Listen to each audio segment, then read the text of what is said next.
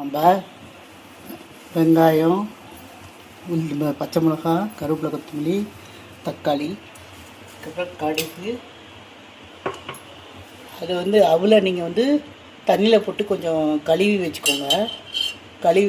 ஒரே ஒரு தடவை கழுவுங்க. இது ரொம்ப சன்னகுல், கெட்டிய குல்லாக இருந்தால் நல்லா ஊற வச்சுக்கலாம். அப்புறம் கடுகு, உளுத்தம்பருப்பு,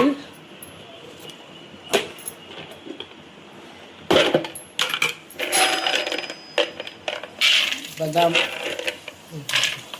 வேர்க்கடலை,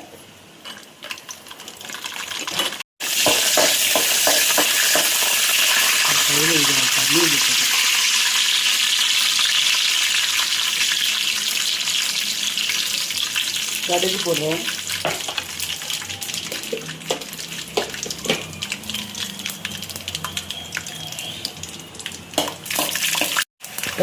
கடலை கொஞ்சம் டைம் இருக்கும் வேர்க்கடலை, அதனால் நம்ம உப்பு வச்சு உள்ளே போடுறோம்.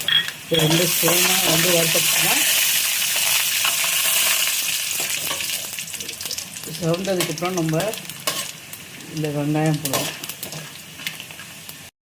இப்போ வெங்காயம், பச்சை மிளகாய் போடுவோம்.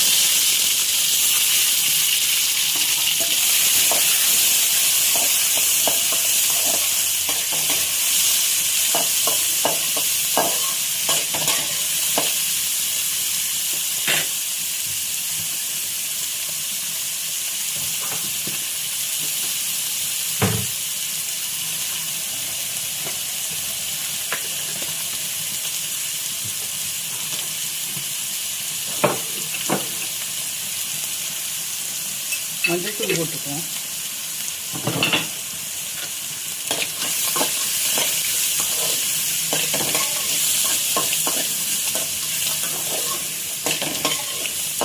வெங்காயம் நல்லா வதங்கணும். கொஞ்சம் கண்ணாடி பதத்துக்கு வர மாதிரி பார்த்துக்கோங்க. வெங்காயம் நல்லா வதங்கி வரணும். இந்த பாருங்கள், கண்ணாடி பதத்துக்கு வதங்கிடுச்சு. அடுத்தது நம்ம தக்காளி போட போகிறோம்.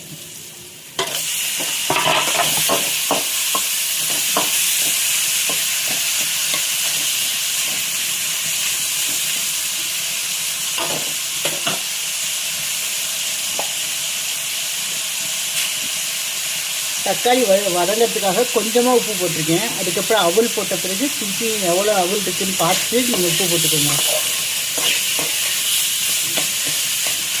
கொத்தமல்லி போட்டிருக்கேன். இங்கே பாருங்கள், எல்லாமே வதங்கிடுச்சு. இந்த அவளுக்கு வேணுங்கிற உப்பு மட்டும் போடுறேன். பாருங்கள், கலர்னு அவ்வளோ.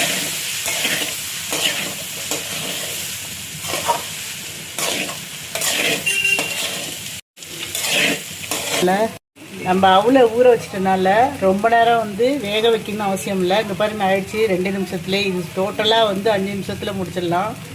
அவளை வெறும் கழுவிட்டு வச்சா போதும். தட்டவுல இருந்தால், எட்டி அவளாக இருந்தால் கொஞ்ச நேரம் ஊற வைங்க. தண்ணி நல்லா கழுவிட்டு நான் நிறுத்துறேன். பாருங்க, ஆயிடுச்சு பாருங்க, எவ்வளோ 5 நிமிஷத்துக்குள்ளே